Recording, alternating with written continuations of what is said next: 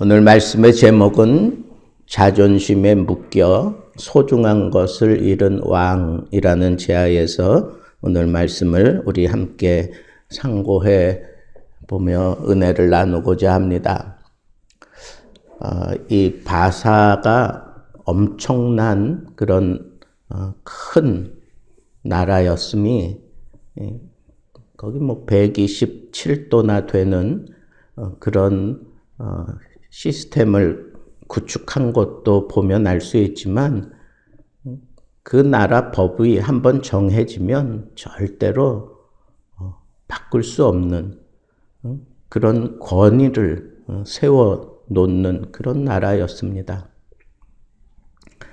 그런데 그 나라 규례 가운데 남자와 여자가 술자리에 같이 있을 수 없다 하는 규례가 있어요. 그래서 오늘 읽은 본문 첫 구절에도 이 잔치가 남자들만의 잔치가 아니다라고 하는 것을 우리에게 보여주는 것이 이 왕후가 여인들을 위하여 잔치를 배설했다라고 그렇게 기록하고 있는 것만 보아도 그 나라 법이 그런 거구나 라고 하는 것을 알 수가 있습니다. 그런데 왕은 그 모든 법 위에 존재하는 걸로 그렇게 착각했는지 주흥이 올라왔다 하는 것은 그냥 우리 한국식 표현으로 하면 술이 많이 취했다는 거죠. 만취했다는 거죠. 많이 취해서 그 모든 그 대신들 앞에서 자기 아내를 자랑하고 싶어 했던 거예요. 그래서 그 아내 와스디를 이 잔치 석상에 나오라고 그렇게 초청을 합니다. 그런데 어찌된 일인지 이 왕후가 그것을 싫어했다 그랬어요. 그 자리 나가는 걸 싫어했다. 좀처럼 이해가 안 됐어요. 여기 와스디는 상당히 이쁜 여자거든요. 그러니까 그 아하수에로 왕이 자기 아내를 자랑하고 싶을 만큼 이쁜 여자였어요. 용모가 아름답다 하는 표현이 성경에도 나오지만 정말 이쁜 여자여서 그냥 도도하게 그랬을까 하는 생각도 하게 됩니다. 상당한 권력도 있고 또 생기기도 이쁘게 생겼고 왕의 사랑을 독차지하고 있는 여인이 틀림없는데 본래의 이름은 아메스트리스예요. 그 아메스트리스. 그런데 그 별칭이 와스디라고 하는 이름이 붙은 거죠. 별칭이 와스디. 이것은 성품이 아름답고 그리고 행동거지가 착해서 붙여진 그런 별명이라고 그렇게 보는 사람들이 많습니다.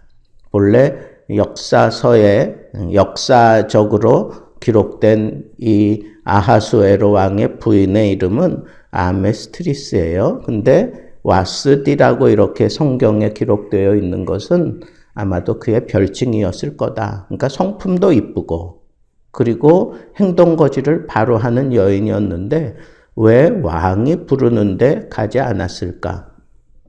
자기도 그 잔치가 중요하다는 걸 알기 때문에 자기가 여자들을 그 잔치에 초대하고 있는 입장이었기 때문에 그 잔치에서 왕이 부르면 거절할 수 없는 게 그 나라 법인데 이 와스디가 거절을 했어요.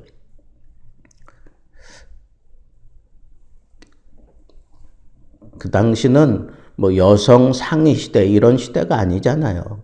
그런데 어떻게 왕후가 돼서 왕의 명령을 어겼을까? 좀처럼 이해가 되지 않았는데 이 구약 성경을 아람어로 그 당시 그 근동 지역의 통영어가 아람어인데 그 아람어로 번역된 성경이 있어요. 탈굼이라고 하는 탈굼역에 보면 왕이 오늘 말씀에는 이 왕관, 화려하게 치장된 그 왕관을 쓰고 나타나서 그 아리따움을 보여달라고 하는 그런 입장으로 되어 있지만 거기에 한 가지가 더 붙었어요.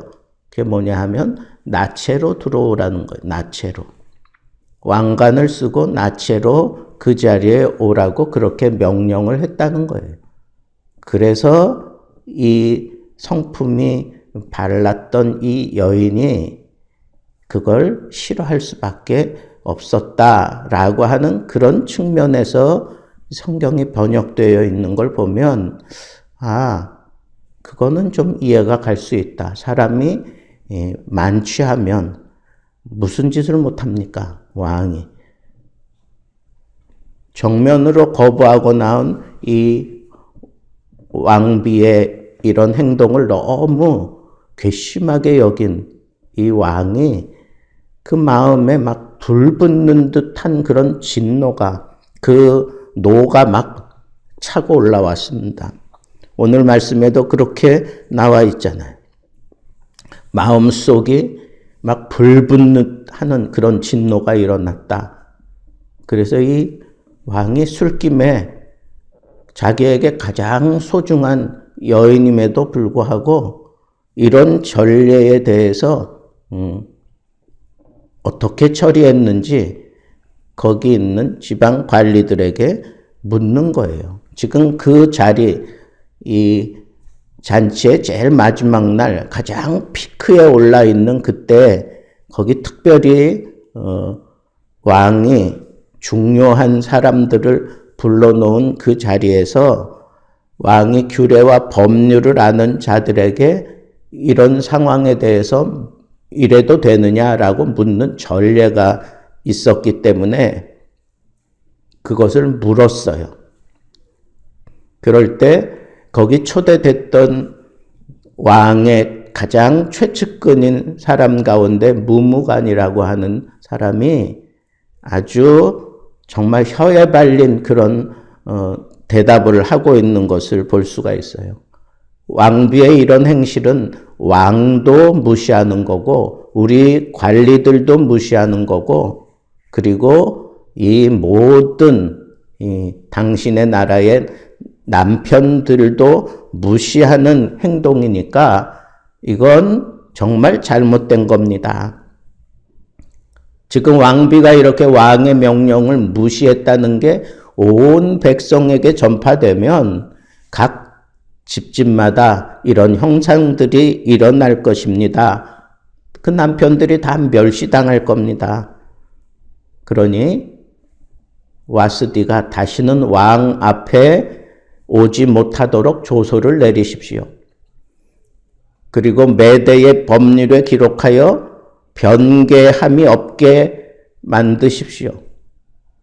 왜 이렇게 변개함이 없이 만들라고 그렇게 요청했느냐 하면 역사적으로 보면 이 아하수에로 왕은 아주 변덕장이었대요. 변덕이 아주 심했던 왕이었대요.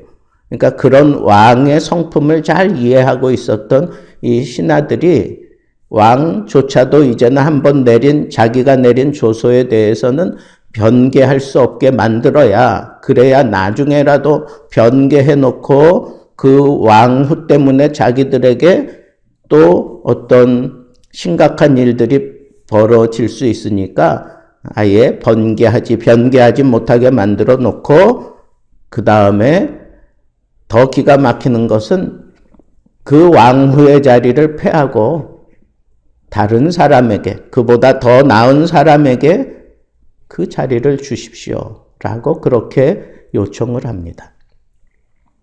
그렇게 하면 이 세상의 모든 가정이 평안해질 것이고 남편을 잘 섬길 것이고 그리고 아예 그 모든 남편들이 그 가정에서 왕처럼 그렇게 가정을 다스릴 수 있도록 남편이 자기 집을 주관하게 하는 민족의 언어로 말하게 하라라. 만약에 이제 이 민족과 결혼을 했을 경우에는 그 인민족의 아내들은 모든 말을 그 민족의 언어로 하라고까지 그렇게 남편의 권위를 아주 상당히 높여놓는 그런 법령을 공포하게 됩니다. 저는 오늘 말씀을 공감하면서 미모가 출중한 여자들은 의외로 또 그 허점이 많구나라고 하는 것. 그리고 또 하나는 이 어리석은 왕이 이 주흥이 일어나면 앞뒤 가리지 않고 자기 권력을 막 쓰는구나. 아니, 자기가 정말 그렇게 자랑하고 싶어 했던 여인이면 그 여인을 보호하는 일에 자기의 힘을 써야 되는데 그러지 아니하고 자기가 자기 얼굴에 침 뱉는 그런 일까지 그렇게 막 거침없이 행하는 모습을 보면서 도대체 왜 이렇게 분개했을까? 평상시 왕후가 이 왕을 무시하는 듯 하는 행동을 했을까? 아니면 그 당시 많은 사람들 앞에서 감히 왕인 나에게 불복종한단 말이야?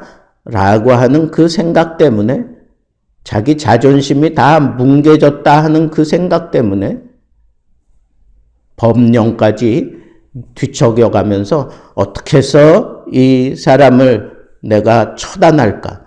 아니, 자랑하고 싶을 정도로 그렇게 아끼고 소중했던 여인에게 그까지 자존심이 뭐라고 자기 뭉개진 그 자존심 살리려고 법령까지 만들어가면서 이렇게 파렴치한 짓을 하게 되는 것까 하는 그런 생각을 해보게 되었습니다. 결국은 자기의 가장 소중한 것을 잃어버리는 그런 결과가 일어날 수밖에 없었습니다. 우리도 살아가면서 이런 자존심 때문에 순식간에 망가지는 그런 경우가 얼마나 많은지 모릅니다. 특별히 가정에서 자존심을 앞세우는 그런 모습이 보여지면 어디로 갈지 모르는 배와 같아요. 어디로 튈지 모르는 럭비공과 같아요. 가정에서는 서로를 존중하고 서로를 사랑하는 그런 관계가 가장 기초적인 그런 가정의 단위인데 거기에 만약에 아버지가 자존심을 세우고 딸이 자존심을 세우고 자녀들이 자존심을 세운다고 생각해 보세요. 그 가정 꼴이 뭐가 되겠습니까? 가정은 사랑의 관계지 자존심의 관계가 아닙니다. 권위의 관계가 아니에요. 거기에 무슨 경쟁의 관계가 아닙니다.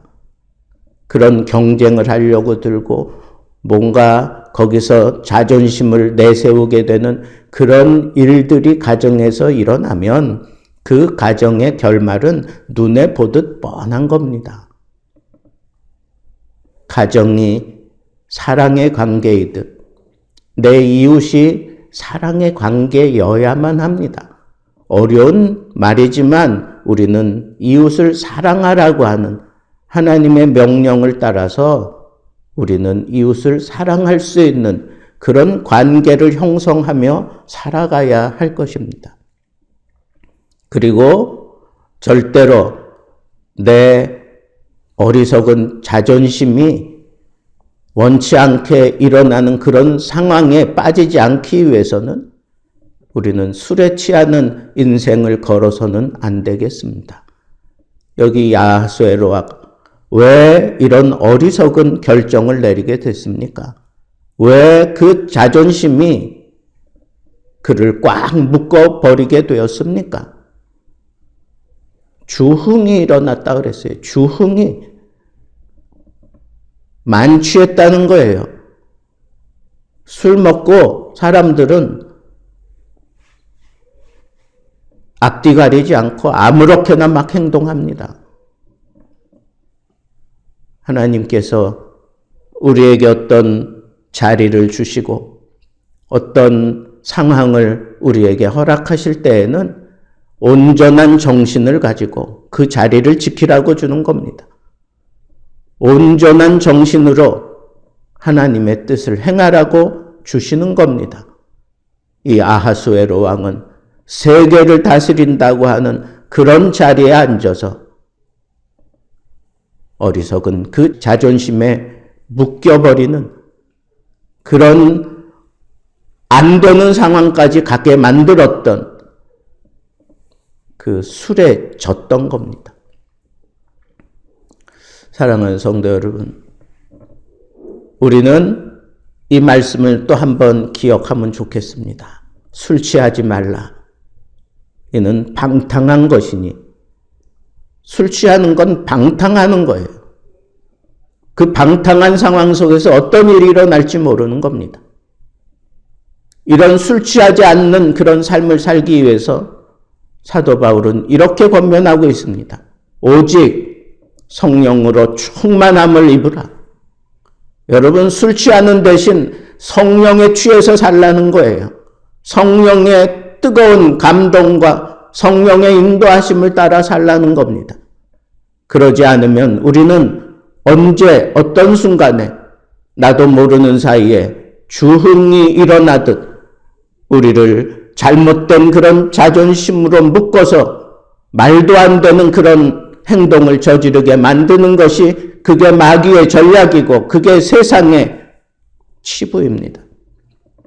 오늘 이 말씀을 우리 마음에 담고 정말 내가 소중하게 생각하고 사랑해야 될 사람들에게 내 자존심 때문에 그 사랑을 깨지게 만드는 어리석은 삶을 우리는 그만하고 주님을 위해서 자존심을 세울지언정, 복음을 위해서 자존심을 세울지언정, 자기 자신을 위해서 어리석은 자존심을 세우다가 망가지는 인생을 살아서는 안 되겠습니다.